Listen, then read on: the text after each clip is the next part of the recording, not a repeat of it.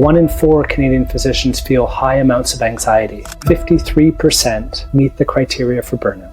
You're facing a lot of suffering, so there's something about caring as yourself as a physician. When we are not able to take care of ourselves, when we are not able to attend to our own suffering and the places of stress and threat that we are perceiving in the world, then we're not whole and we don't feel whole. And just as hurt people, healthy people heal people. I think when we lose touch with that place of connection to meaning and to humanity and to what really drew us to this path of service and care, I think we suffer deeply. I think when faced with all of that, when we stay connected to why we're doing this, when we stay connected to each other, I think we collectively thrive and I think we do our jobs better. In terms of like mindfulness, how do you introduce that to some of your colleagues who might have developed shielding, disconnecting as a way of protecting themselves?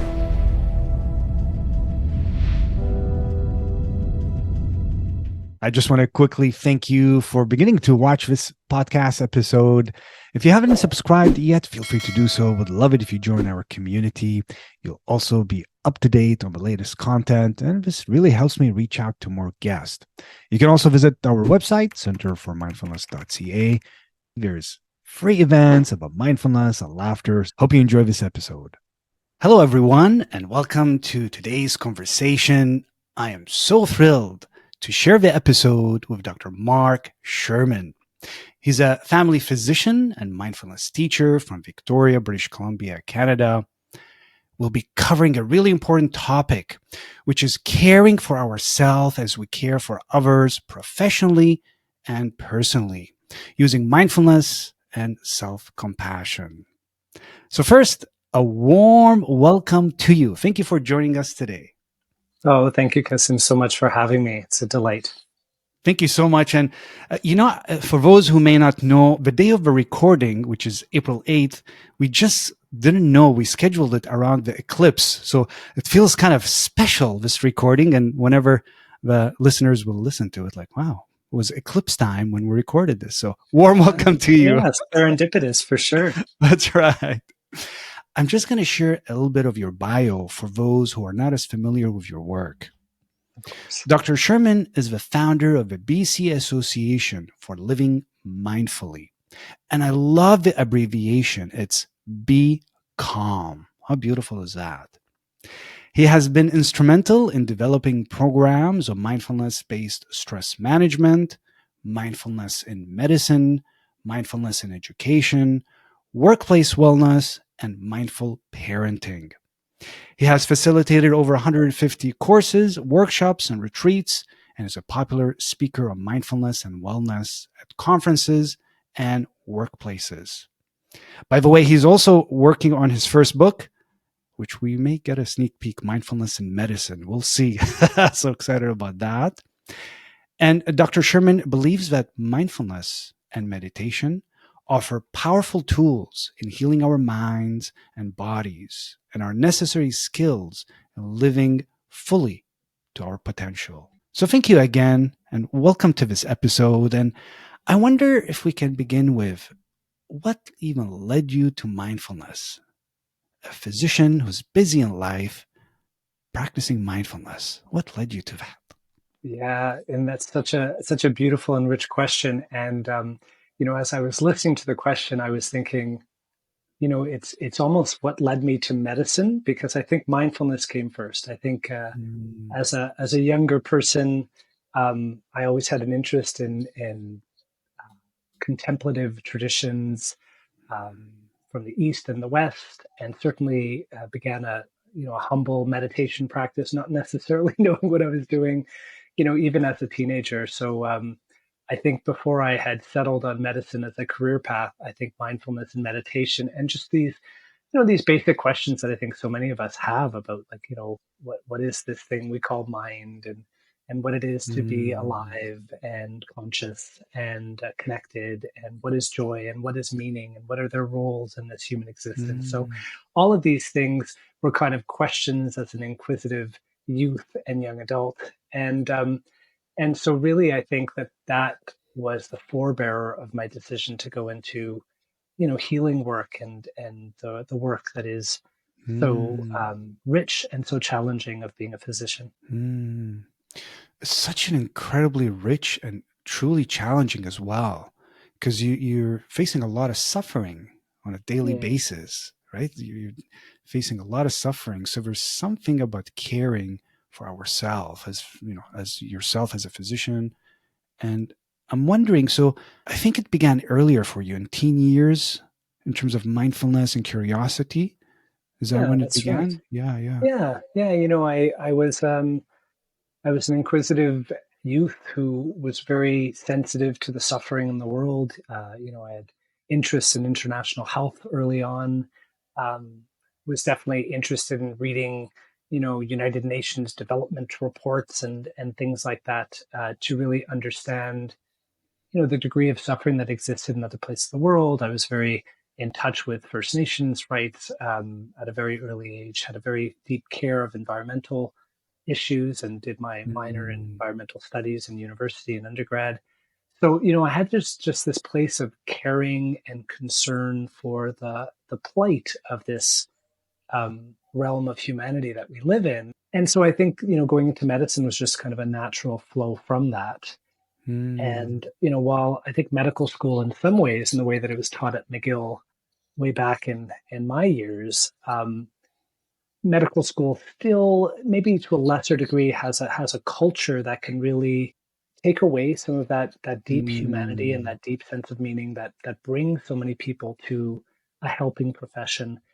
Just by its focus on science and body and physiology and hospital environments and tertiary care. That sometimes that can unintentionally distance us from the very basic mm, humanity that I think draws so many physicians and other healthcare providers towards the profession. And, really pertinent to our discussion, I think when we lose touch with that place of connection to meaning and to humanity and to what really drew us here, and some of us don't even have words for that, but drew us mm, to this path of service and care and healing, mm. when we lose our connection to that, either in our training or in our work, I think we suffer. I think Yeah. we suffer deeply. So, I part of my privileged work is to, really have this honest and human conversation with others in helping professions to talk about how, connecting to ourself and our own suffering, connecting to why we do this Mhm, work and the meaning and value that it provides, connecting to each other and recognizing we're all human, we suffer and we have strength and we don't have to be one or the other. I think having these discussions just lifts us all up and mm, allows this profession that can be really challenging in all of its front line of human suffering, but also some of the brokenness of the system and access to care and some systemic issues that exist that really um, worsen the plight of people and their health and their wellness. I mm, think when faced with all of that, when we stay connected to why we're doing this, when we stay connected to ourselves and our own suffering, and when we stay connected to each other, I think we collectively thrive and I think we do our jobs better. mm. I so appreciate, you use the word connection on so many different levels, connecting with ourselves, connecting with others, connecting with suffering. So there's a thread of connection, which I can see how at times people want to disconnect because it's too much and may think, oh, mindfulness, I don't have time for mindfulness. And like, I don't want to feel my own stuff because it's too much. So I wonder, how do you, I know there's so many areas I want to ask you about, but how do you introduce that to some of your colleagues who might have developed shielding, Yes. disconnecting as a way of protecting themselves? And it's understandable, like just distancing from patients or distancing from others to survive because it's just too much. Yeah. How do you introduce that to them? Yeah, and it's a great question, and I don't think it's unique to physicians or helping Mm, professions. I think that we all, when faced with perceived threat or a threat of any sort, perceived threat to our life, perceived threat to our identity, perceived threat to you know um, what's most important to us, perceived Mm, threat to anything, we're wired to fight, flee, or freeze. And mm, so, we see the fight in the aggression and the violence that can come up. We see the fleeing in the dissociative states that can be so common in our culture, in mm. the procrastination, in the kind of withdrawal and places of depression and inertia that can be adaptive responses to an Mm, extremely stressful environment. And we see this kind of freeze, this kind of numbing yeah. that we do unconsciously as a reaction, a Mm, wired in human innate reaction to feeling threatened.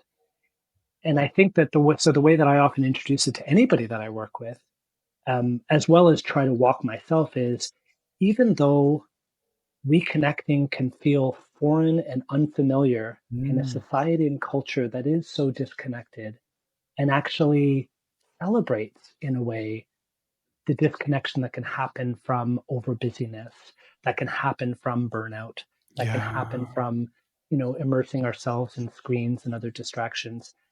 That there's a normalcy that's kind of arisen in our culture with this. And so when we come back to a place of connection with ourselves, when Mm, we dare to have the courage to sit with our own suffering and that of each other, it's extremely vulnerable, but mm, it's the only place where we find healing and meaning and feel most human. And I love that, the word heal mm, comes from, the root word of whole. And so to heal mm, is to be whole. And I think in order to feel whole within a culture and a society that can unintentionally fracture us so much from each yeah. other and from ourselves, I think is courageous and so Mm, necessary. And there's a line from the trauma literature that I know that you're familiar with that says hurt people hurt people. yeah. And I think so much when we are aware or unaware of our pain, and we see this in intergenerational trauma, we see this Mm, in physicians or other people that are burnt out, when we are not able to take care of ourselves, when we are not able to attend to our own suffering and the places of mm, stress and threat that our nervous system is perceiving in the world, then we're not whole and we don't feel whole. And just as hurt people, mm. healthy people heal people.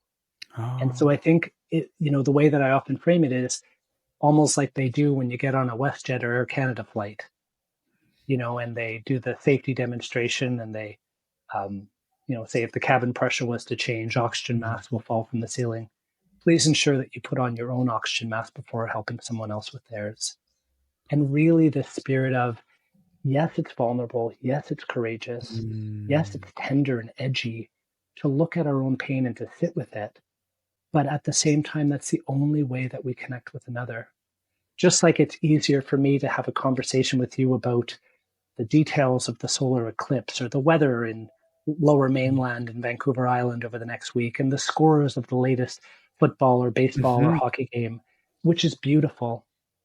But as soon as we start having a conversation that's a little bit about who you are and mm, who I am really, it gets vulnerable. Maybe it gets edgy. Maybe there's little impetuses in me or you that want to kind of flee from that conversation and change the mm, subject or something. At the same time, that vulnerability is how we create intimacy. And it's the only way to create intimacy with each other. And fortunately or unfortunately, it's the only way to create intimacy with ourselves. mm. So really, it's about connection and intimacy. Yes. And sometimes people get curious about mindfulness as a way to disconnect from life, to zone out. Right? Yeah. Sometimes there's a misconception like, oh, I'm just going to sit and close my eyes if you're closing your eyes, and oh, I just want to disconnect. And it's actually the opposite. It's a deep connection, intimacy. This beautiful way you described it, being vulnerable Yeah. with Yeah. ourselves, like the tender aspects of ourselves, and so we can connect to others in our wholeness. What a beautiful description you provided of this work around wholeness, which embraces all aspects of ourselves. And Kasim, when I think about my own journey and the privileged journey that I've witnessed of so many people that I've worked with as patients or people that I've worked with in terms of meditation and mindfulness is what you see is you see that when people reconnect with themselves, they're better able to reconnect with each other. When they're able to Mm, connect with themselves and each other, they're better able to reconnect with the world and the suffering that exists in the world. We don't turn away from it because we're coming from a place of courage and strength all of a mm, sudden. And so our leadership, our advocacy, our activism comes from a place of sacred responsibility, love, and connection, and not from a mm, place of fear, unworthiness, and inadequacy or wanting. And I think that mm. that's hugely different. And I think that, as somebody that, sits on the South Island Division of Family Practice and works as a medical leader within the healthcare system, Yeah. it's really a conversation that we have all the time is that it's really easy to feel angry and it's Mm, really easy to feel scared and it's really easy to feel overwhelmed and exhausted. yeah. And we need to name those things and we need to feel those things. Mm, And at the same time, have a deep sense of self compassion and compassion for others who are going through this. And I think that needs to be a launching point to self discovery and to recognition that these places of anxiety and fear, these places of loneliness, which is so epidemic in our culture right now, yeah. these places of wanting and sense of unworthiness are at once so commonly human in our culture and society as it is right now, Mm, and yet also are adaptive responses to a sense of disconnection that we could remedy by simply that vulnerability and intimacy that we were talking about. And I shouldn't say simply because it's not always simple. right, You know, right. courage comes from the French word cœur or heart, and it's heart strength. And yet, I think to Mm, summon that heart strength allows us to show up for ourselves, for each other, for our kids, for our patients, with a sense of love and mm, mutual respect, not because we're better, not because we don't have our own pain and trauma, but because we do and we get it. mm, And this complexity and richness of being human is about honoring that in ourselves, honoring it in each other, and moving from that place of wholeness, which includes our brokenness as well as our yeah. light. When you're describing it, it's like I could see the rippling. There's a ripple. How we show up for others, for our family, for our clients or patients or neighbors, but we have to show up to ourselves first. Yeah, That's the initial. And there's a saying in the counseling field. You can only take people as far as you're willing to go.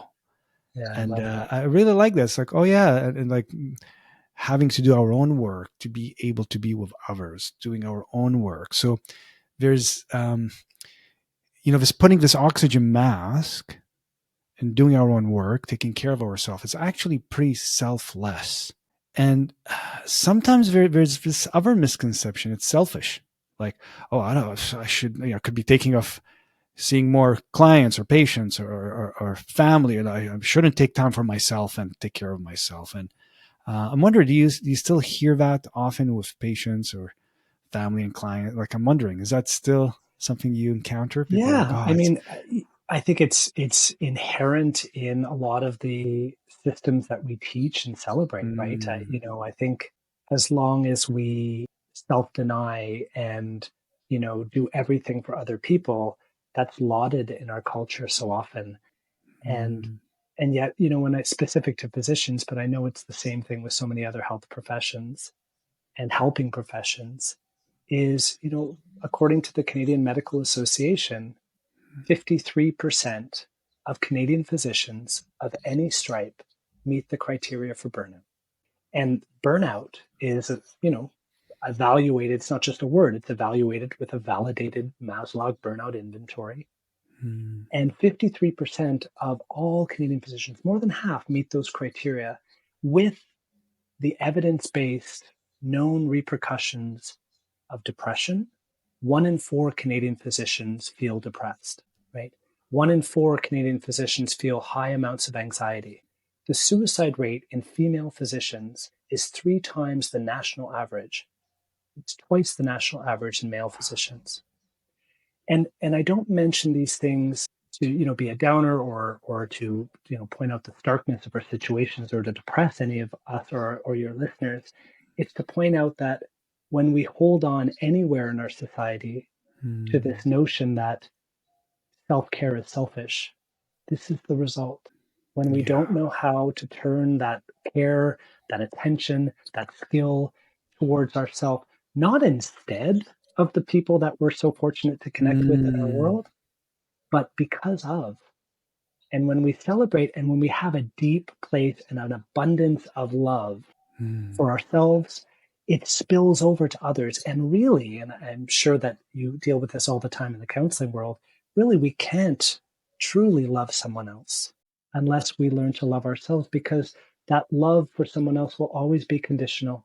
It'll always Mm. be fix me, love me, see me, hear me, complete Mm. me, rather than moving from a place of wholeness already and sharing that place of love, which is a deep connection, which recognizes the oneness, the resonance of who you are and who I am, and realize Mm. that you have your suffering that might be a little bit different than mine, but that Mhm. we both suffer, and that you have your light and your gifts and your strengths, which might be a little bit different than mine, but we both have them. And I think when we get that out of the way, then we don't fall into places of comparison or unworthiness or anything like that, that again creates disconnection. Mm. The connection keeps coming up, this way of connecting with ourselves, loving ourselves, which sometimes is challenging, as for many people it's easier to give than receive, but the capacity to give only increases when we're able to receive good things from others and also offer ourselves. We haven't, for listeners who are new to mindfulness and even those who have been practicing, we haven't defined it today. So I'm wondering, how do you share it with your patients in terms of like mindfulness? Like, what is this thing, mindfulness? Yeah, and I certainly borrow a very well quoted John Kabat-Zinn when describing mindfulness. He said that mindfulness is paying attention on purpose in the present moment and without judgment. And Hmm. I love that because of the multifaceted way of defining it, right? That it's paying attention, even though our minds have this, neuroanatomical place of Hmm. default mode. And so we have this part of our Hmm. brain that is the default mode network. And this is well described by neuroscientists. We can see it light up on functional MRIs and so forth. Hmm. But this default mode network is the place where we tell stories and where we plan and where we Hmm. remember. And it's where we default into when we're not engaged in something else. And that's really useful. I mean, that allows us to plan our Mexican vacation. That allows us to, take care of our house. That allows us to do a renovation. That allows us to plan to see a friend that's really meaningful for us. It's fantastic. And what I always tell people that I work with, I say, just not 24/7. The Yeah. default mode network is not useful when we're trying to go to sleep. The default mode network is not Yes. useful when I'm talking to you or you're talking to me and I'm thinking about something I need to do. All of a sudden, I'm not here with you. Yeah. And so I think there's this other neuroanatomical network that's distinct parts of the physical brain that light up Hmm. when we're in direct experience. It's called the direct experience network. And so mindfulness really, I am trying to get into camera here. It's like Yeah. exercising a muscle.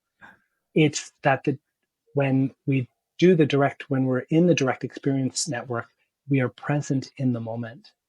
And so, very much to what you said about like people want to Hmm. disconnect with meditation or mindfulness, John Kabat-Zinn often says, one of these pioneers of mindfulness-based stress reduction, he says, meditation is not falling asleep; it's falling awake, and it's waking up from the trance of unworthiness. In the words of Tara Brach, it's it's waking Hmm. up from the kind of numbness that can happen when we are 24/7 in our default mode network, and Hmm. wake up to the blessings that are here, and arise a sense of gratitude, to wake up to the wonder of this breath, of a flower, of a solar eclipse, of these two human beings having a conversation. Hmm. It's waking up to our own suffering and loving ourselves in the midst of it.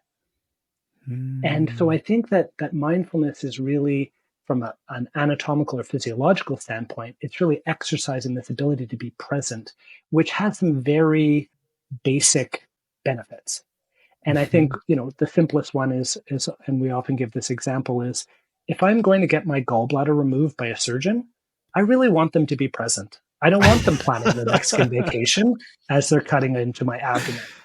If I go and take my vehicle in for some weird noise that it's making, I want the mechanic to be present so that he does or she does a good job in Mhm. fixing the vehicle. So, in a very practical, mechanistic way, being present is useful.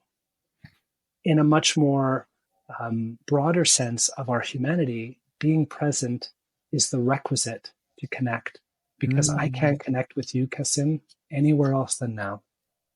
I can't Mm. connect with my pain or provide an opportunity for healing anywhere else than now. Right. Now is what we got. The future is a Mm. mystery, right? The past is history. Now's called the Mm. present, right? It's a gift.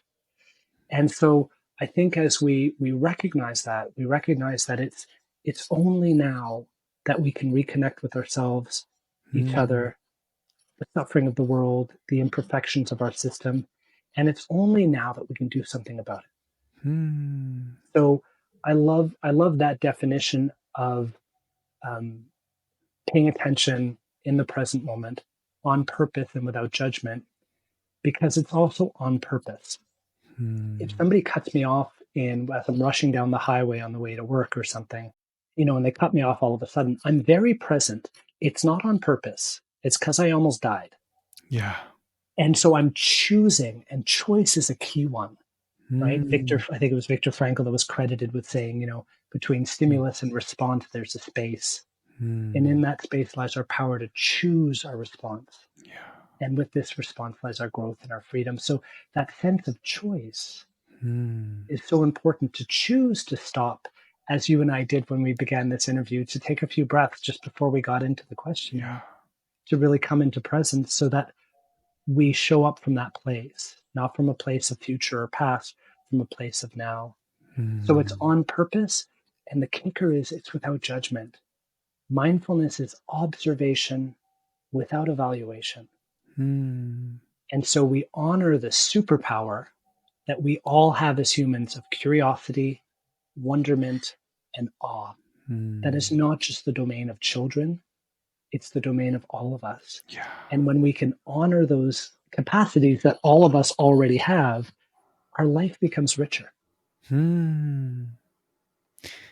When you're saying about children, really, we're experts at being present. Like, and we were children one day. Like, at least for me, it feels like, oh, a long time ago. But we were children, and we have that capacity, and we can grow that capacity just being here, being present. you know um, it's so easy for us to launch to the future. It really is, because we often make life conditional. When I whatever, then I'll be happy. When I finish this workload, when I buy this thing, whatever it is, when there's always some future thing, Yeah. and it may It's provide happiness, but it's not exactly long lived. And then what? Well, and I think that there's a couple of beautiful things that you just said there that I wanted to just touch on. Is one, there's a difference between happiness and joy. I think joy Mm, is a lot less vulnerable than happiness or contentment. mm, That I think that sometimes, and it's all just language, but sometimes when people say, this new car that I bought made me happy, this new relationship I have made me happy, this mhm. this thing, and rather than joy is our birthright, and it's not something you have to go anywhere else to get. It's already here. Yeah. And I think when we recognize that, it doesn't mean that we don't buy the new car. It doesn't mean we don't enter into the new Right. relationship. It doesn't mean we don't go on our vacation. It means that we recognize that we're not so vulnerable to the changing circumstances all about us. Is that we Yeah. honor that there's a place of joy that's already here. And in a Mm, similar way, I loved what you said about children, right? Children are, I mhm. think everybody has a sense, we give children permission to Yeah. play, to explore, to be curious because they're children. And I think we Mm. don't give ourselves the same latitude, even though, you know, when working with people at the end of their life, which I have so many times, Yeah. they don't care about what cars they bought. They don't care about what vacations they had. They care about people. They care about what they said or didn't say.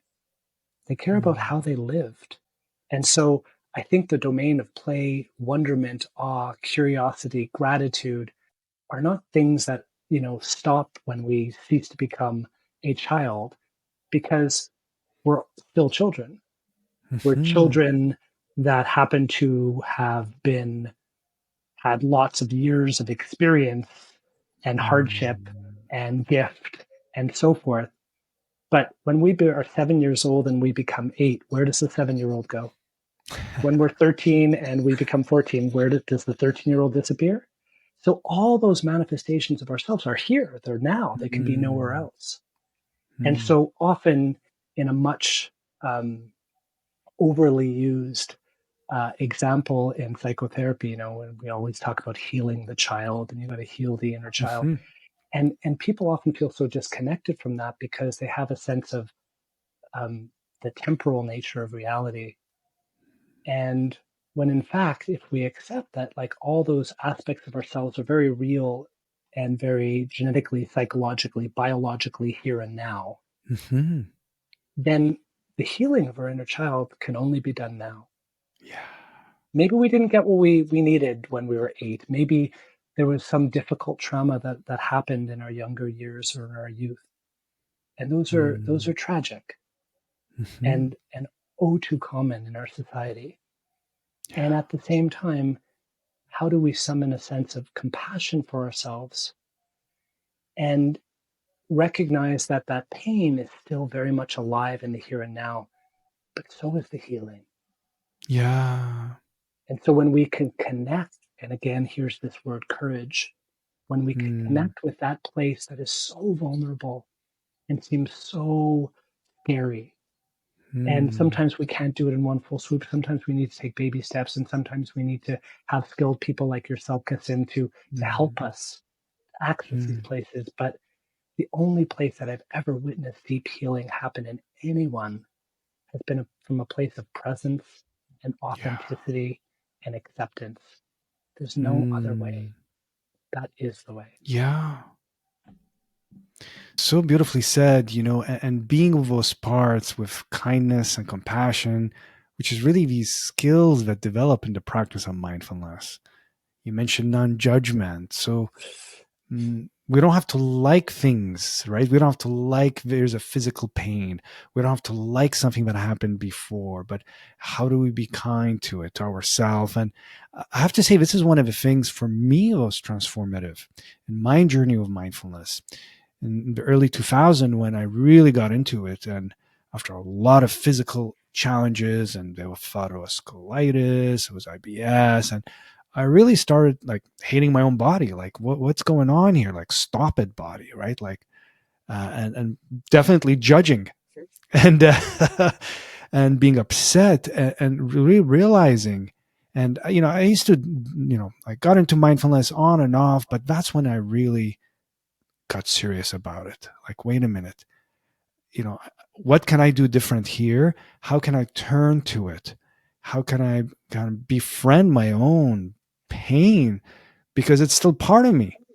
And that was at first really challenging, but really that was for me what created the change is being with it with kindness. I didn't have to like it, but really, it really helped me to go, there's a way that I can influence. Like I can be an agent of my own change if I turn to myself. Yes. Yes. So well said. And Yeah. I think some of the examples that are so familiar to your listeners and so many people, all of us that we work with is I often ask people, I say, is there anybody in your life right now that you love very much but you don't like all the time?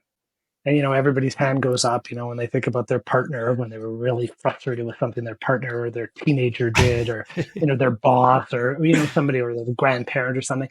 So we get that you can love someone Mm. unconditionally. And I'll say this to my teenagers. I'll say, I love you, but I don't really like you right now. I don't like what you're saying. I don't like the way you're talking to me. I don't Mm. like the way you're behaving. I don't like the way you did that with your sister or whatever it might be. Mm. But there's not a second that they don't know that they're loved.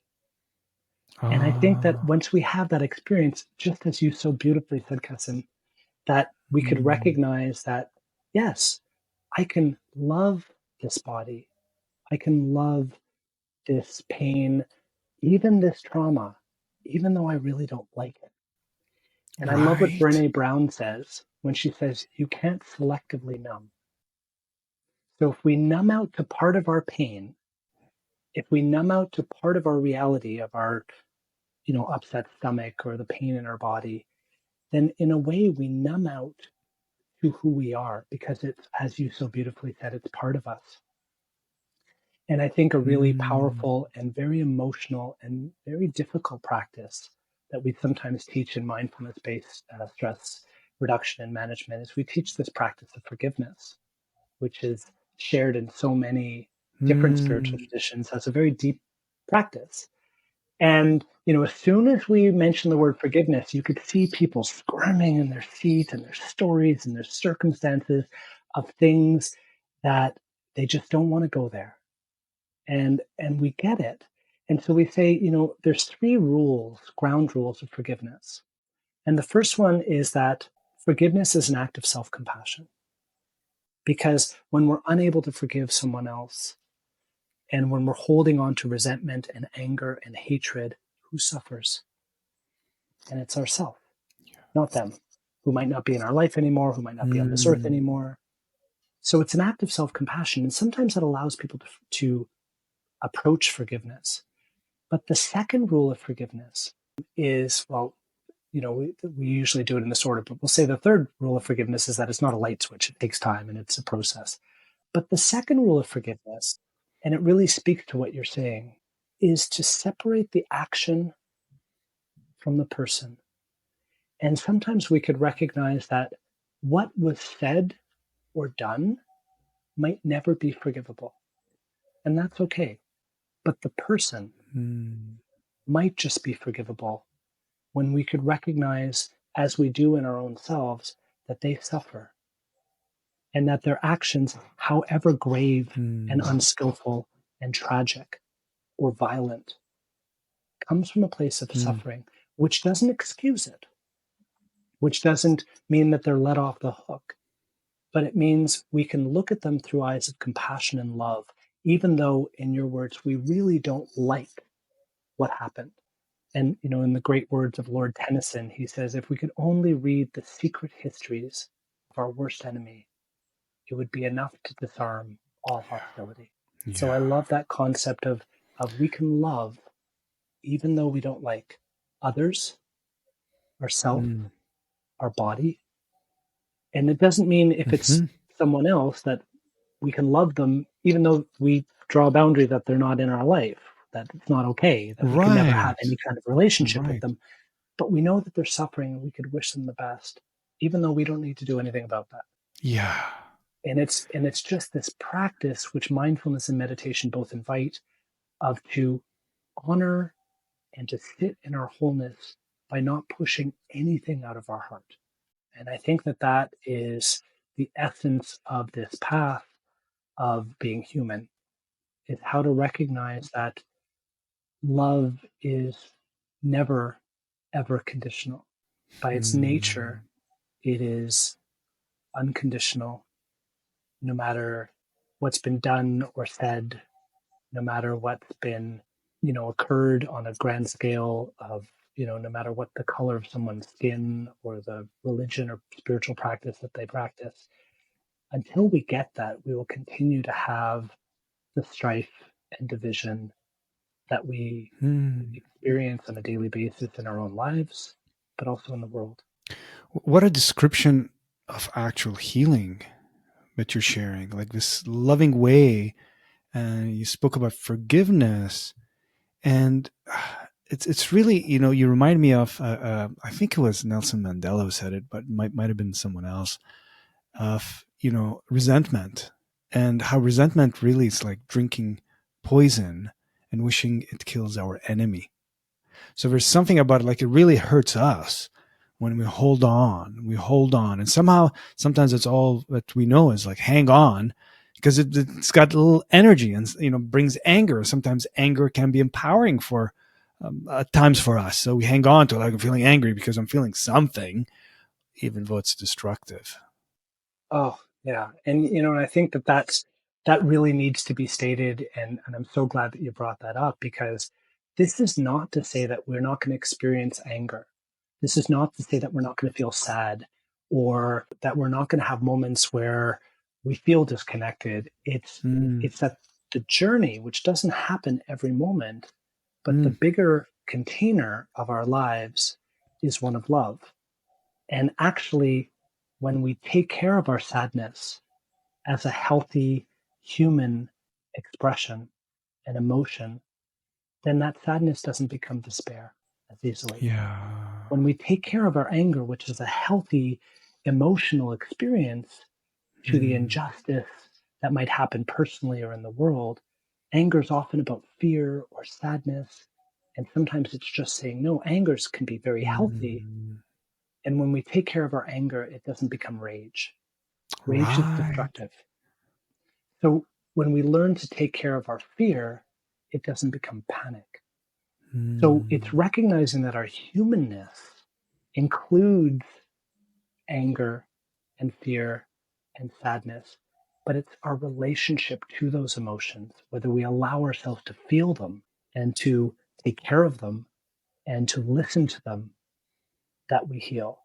It's if we push mm, them down or don't allow ourselves. And Gabor Mate has so many important things to highlight about what happens to our mm, physical and emotional health when we don't allow our anger. And there's all kinds of research on cancer rates and autoimmune diseases that are research and evidence based of suppressed anger. And yeah. so we're starting to understand how the landscape of our emotions and how we relate to those emotions can really show up in Mm, our physicality. And so not to say that sadness and fear and anger and all of these real parts of our humanness are forbidden. In fact, they have to be allowed and right. embraced and taken care of, or else we don't heal. The very act of dis-ease arises because we're not looking at something that needs to be seen. There's something in the way of our authenticity. There's something in the way of our truth. There's something that's between us and love.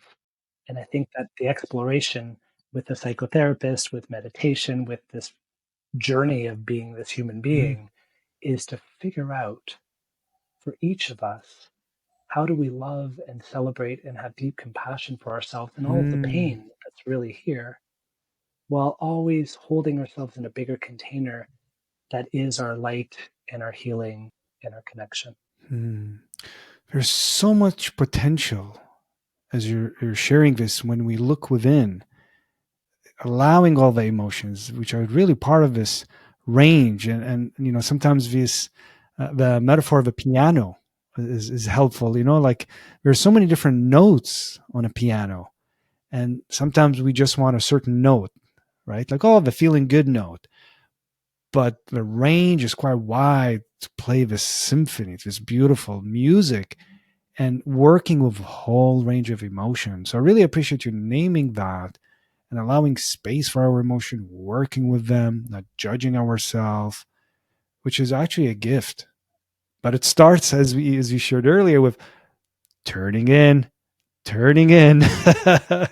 And I have to say, I also really appreciated, you mentioned some of the stats in terms of suppressed emotion, but I can imagine as well with your patients in terms of helping them explore mindfulness, is you probably also help them understand that there's a lot of research on this in terms of mental health, physical health, in terms of anxiety, depression, kind of getting to the mind first to get to the heart sometimes, right? Yeah, yeah, yeah, yeah. Sometimes we get like, here are the numbers, uh, check it out. So is there certain things you share with your patients about like outcome that seems to Yeah, help? Yeah, I mean, and as you can imagine, when I'm holding a workshop for internal medicine specialists and public health specialists and respirologists and pediatricians and orthopedic surgeons and so forth, saying, the journey of your entire life is learning to love yourself and everyone else. It's probably not my first line in the workshop, and yet, yeah, at the same time, what we'll do is we'll talk about neurophysiology. We'll talk about the default mode network. We'll talk about the direct experience network. We'll talk about stress reactivity, which is how we're wired, stress response, which is how when we can stop and choose to pause in a moment of challenge, that we can Mm, bypass that fight or flight, that we can mm, come into presence and actually, when we're in fight or flight and we can show that the limbic system and the amygdala and our kind of hindbrain is lit up and we're in a very reactive place emotionally and physically. Blood pressure increases, heart rate increases, respiratory rate increases, tension builds up in the muscle, our blood sugar goes up, everything is in this fight or flight, yeah. ready for attack. Um, and that when we can and we see in our brain that the blood leaves the frontal prefrontal cortex and go to these Mm, aforementioned places of reactivity. And so mindfulness in a very practical way, and I think physicians can really get this, mm, as can anyone, is that when we can bypass that wired in hypersensitive nervous system, sympathetic nervous mm, system, what we can do is we can choose how to respond to this moment, whatever it offers. In your wise words, whether we like it or not, here it is. yeah. And so, how am I going to show up in this moment? And so, Mm, when I talk to physicians or people that are new to this area, we talk about the good research around stress reactivity and stress response. That mm, it's not only the amount of stress that we have, it's our relationship to the stress that causes so much of our suffering and even our morbidity and mortality. mhm, And in addition to that, it's how we exercise the direct experience network of our brain. And so all of the research predictably follows suit, right? When we have research with physicians, we show decreased burnout rates, we showed increased sense of meaning and resilience.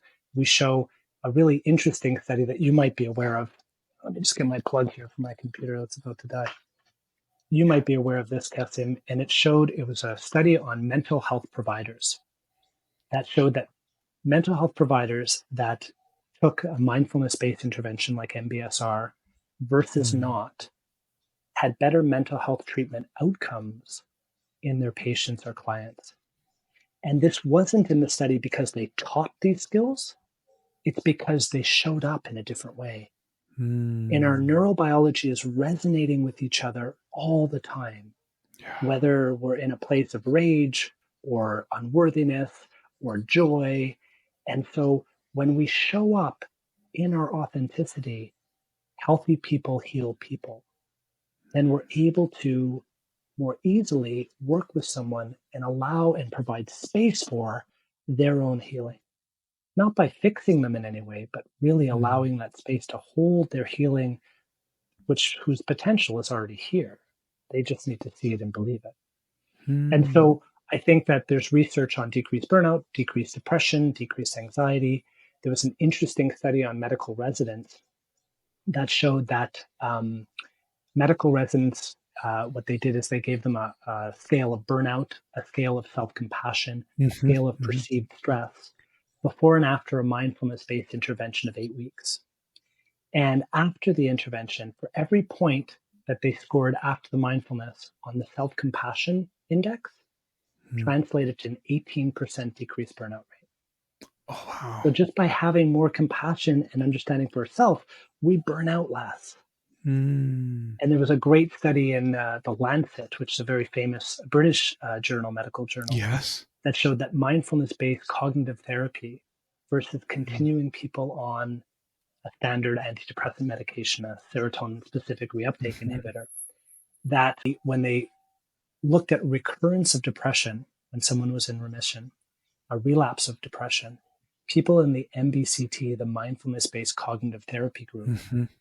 were about equivalent over 2 years as the person who just kept on taking the medication. So Yeah.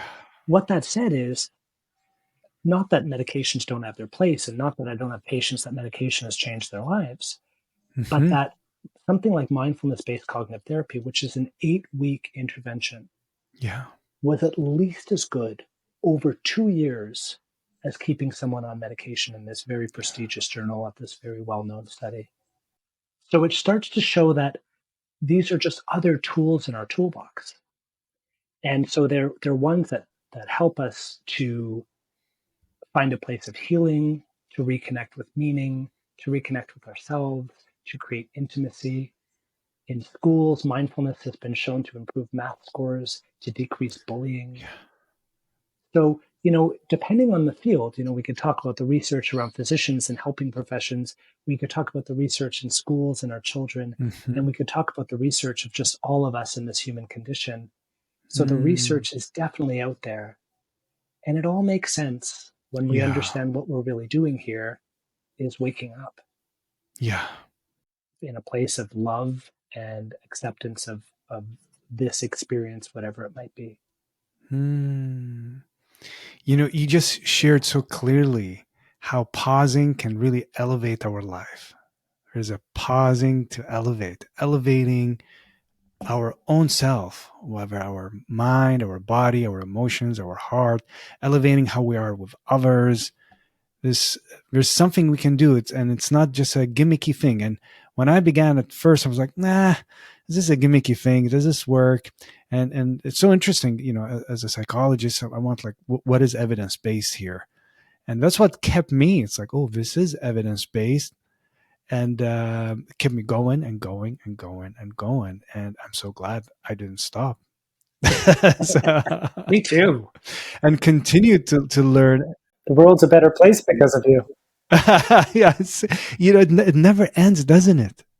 That's what's so beautiful about it. This ongoing learning. Yeah. I was just saying one of the things that we really see in the groups, like so when we do at the BC Association for Living Mindfully, we offer 8-week groups that are covered by MSP, so they're covered by the medical system. Mhm. So anybody who has a doctor's referral can get to the BCALM groups. And so we see all comers, right? We see people not based on ability to pay, but based on need. And so we see people, in their older years and their younger years as students and people on disability and all different rocks. And we sit in a circle. And it's not group Mm. therapy, it's a skills-based group. So we teach different meditation skills and we teach cognitive behavioral therapy skills, we teach Mm. self-compassion skills and mindfulness tools. And within a couple of weeks, we do a little go around where people just talk about why they're there. And some people will be like, oh, I've struggled with depression or I've struggled with anxiety, and my doctor Mhm. recommended this. I've had chronic pain my entire life. My doctor recommended this. Um, and so every week we say, just talk about your direct experience, not the stories of what happened this past week, just your Mm. direct experience with the meditation practice and what you're noticing. And so everybody shares for about a minute. And within a couple of classes, and certainly by the end of the 8 weeks, the amount of intimacy that these Mm. people that might never have connected or passed by each other on a street or been to the same activity in the community all of a sudden feel a deep sense of connection with each other, not based Mm. on the stories of what we've done and what we have and how many kids and what our favorite color is and where we like to go Right. for vacation, based on something that's just human. And it's of the Mm. common humanity. And again, that intimacy and vulnerability that people are allowing that creates a safe space and connects those people in that circle, despite different backgrounds and everything. And it's the same thing that connects ourselves with ourselves, right? It's that willingness to show up. Mm. And really this, breaking barriers of othering. Oh, there's this person and they're this way, and we have a tendency to kind of judge again, but the connection that's formed. So it's really wonderful. And how can people find you for these if they're wanting to get some referral? Like what's the best way for listeners to find you? Thank you for that, Kasim. So, what I would say is, I would say the BC Association for Living Mindfully is simply bcalm.ca, BCALM.ca. Mm-hmm. And on there, there's referral forms and ways for people to get referrals from their counselor, from their physician to these 8-week groups. And we do mindful self Yes. compassion and mindfulness based cognitive therapy in addition.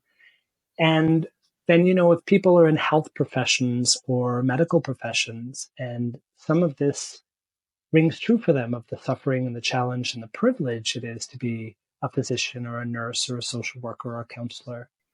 Mm-hmm. Certainly, my website is livingthismoment.ca, and it's where people can find out more about my workshops and retreats. So there's kind of Mm-hmm. two areas that I'm working in this realm, and one is BCALM as a nonprofit society, working Mm-hmm. through MSP to provide this to as many people as we can in British Columbia. And certainly the other one is more open and is kind of my passion work that works with health professionals because I get it. I get Mm. the work that we do and the broken system that we work in, and the Yeah. importance of taking care of ourselves as we take care of others. Mm. Thank you for sharing that. And I'll put that in the show notes for listeners. So that'll be there. I'll put both of those links so they can reach you. This has been so enjoyable. It went so quick. And I'm wondering, just another question or two. I know we passed our time, but if you're okay for another question or two, Of course, of course. it's just so enjoyable. So I'm curious. You have a book that's been brewing, and is there some sneak peek that you're? Well, believe it or not, I have two books that are kind of unfolding right now, and in my life as a father and physician and husband and hobby farmer and so forth, sometimes it doesn't always get the attention, as I know that you and your listeners can attest to, that it deserves. But one of the books is called "The Way It Is: Insights from the Cushion," and it's a collection of poetry from just things that have arisen in deep retreat. And then the other one is called Mindfulness in Medicine. And it's really a little bit of a foray into some of the culture of healthcare Mm, and medicine, what it is to be a health professional, and certainly pretty much a lot of what we discussed here today of how um, real practices that are outlined in the book, and the research is outlined in the book, and the neuroscience is outlined in the book, but also just how this path and journey of learning to be present and authentic mm, with ourselves allows us to be more present and caring and effective with others and with our world. So it's it's a little bit of a tour de force that sometimes I feel controls me than more than I control it. But it's a beautiful attempt just to kind of outline some of this really important discussion and to continue to the mm. dialogue on it. I look forward to both of these books, and we'll put the links to them once they're out hot off the press. So I'll make sure we'll put links to it once it's out and ready to go. And I'm wondering for those who are like, oh, they want to give this a try in terms of what's one way, a listener, if they're interested, of trying something today, that something around a pause. Yeah, What would you, is yeah. this a little thing that someone can try today? Yeah, I like the short 1 or 2 minute practices Mm, because there's such an entry point that's accessible. And so one for all ages that I know that you're probably familiar with is 5, 4, 3, 2, 1. And 5, 4, 3, 2, 1 is such a an accessible thing for children, for adults, and it's using our sense doors, so mm, our sight and our sound and our speech and our taste and our mhm. sense of feeling. And so um, maybe we can do it now together, just to Yes, close out our great. time. Let's do Yeah. that. So so I'll just invite you just to have a comfortable seat in your chair or lying down if that's what you're doing. And just begin by just taking a very big, deep breath in and out, and just breathe in, acknowledging what's here. It's like this. Maybe there's thoughts and plans of future and past. And as you breathe out, just see if you can just put that down and just come into presence. So just allow the shoulders to drop away from the ears, the jaw to soften, the brow to unfurl a little. And while a lot of meditation practices we invite, if it's safe to do so, the eyes to close, I'm going to invite you just to keep the eyes open because we're going to begin with sight. Mm. And I'll invite you right now just to notice 5 things that you see that are right here and right now. And to pause with each one as if it's the first time you've ever seen it. So, this beginner's mind to look with eyes of wonder and notice texture and color and shape and form. 5 things that you see.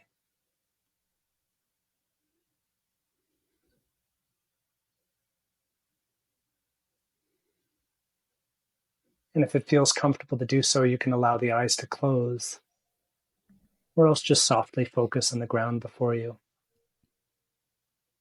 Can you notice 4 things that you feel, that you have a physical sensation of? Maybe the touch of clothes against skin, the temperature of the air. And again, just pause with each one to observe the direct experience of the sense of touch that's right here and right now.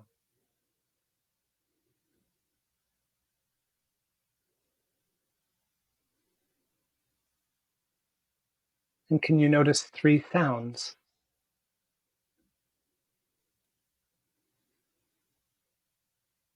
Not the stories and judgments of sound, but the direct experience of hearing.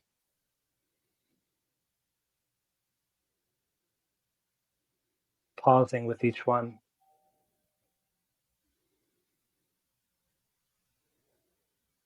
And 2 smells. Be curious to see if you can notice 2 distinct smells that are present.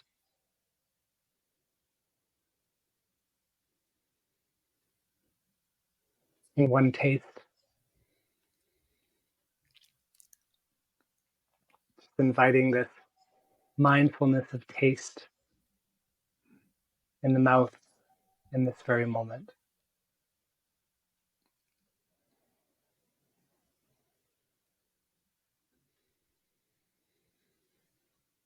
And if the eyes are closed, you can just invite some movement of fingers and toes and just allow the eyes to open slowly.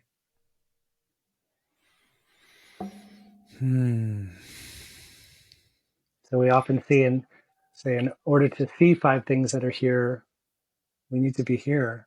In order to notice 4 things that we feel, we need to be present to them. And so it's Mm. just an invitation of something that's very familiar with our sense organs to Mm. bring us back into this moment and proceed with whatever comes next. Thank you for that beautiful guidance. I could feel the nervous system, my nervous system. Like I took a couple of natural, uh, there's a softening, and it's so applicable because we miss often so many things that are happening in our day. Even walking somewhere, like, oh, there's the tree, there's the cloud, there's the bird, and being present with these moments, like it's truly precious. Like it won't happen again. Like this Yeah, Monday of this April, on the day of recording, the 8th, this won't happen again. Like tomorrow is a different day. And yeah, like this being there for the sight, the hearing, the touch, what a gift, what a doorway through our senses to be present. So thank you for sharing this beautiful practice. And truly, such gratitude for who you are, your deep work, your heart, that's on top of your deep expertise. And I have to tell you, I shared this maybe earlier when we chatted outside of the recording, is for years I just heard about your work, and I'm like, I want to, I want to, I want to meet this Dr. Sherman. Like where? uh, Literally, it's been years. So I'm so grateful for really the work you've done and you continue to do, and for taking the time and sharing your deep love and passion for real healing. And clearly, you continue to do the work yourself, and you're in it. You're not distant from it. You're not separate from it. You're not like on some kind of putting yourself on some pedestal of like, you're just right here in it with all of us. And we truly need more of you. I wish we can clone you. And mm, if we find out that technology, we need to have more of you. So truly thank you. And I will put all the links below in the show notes, how people can reach you on the social media. Thank you for your time. Thank you for your Thank you for bringing energy. this forward and for your example and how you live in the world, Kasim. It's a gift. Truly. Thank you so much. And I want to also thank listeners. And if you're watching YouTube, for watching. If you found this useful and helpful, feel free to share, like, and if you haven't done already, you can subscribe. May your moments be full of ease and may you be present in as many of them. Thank you.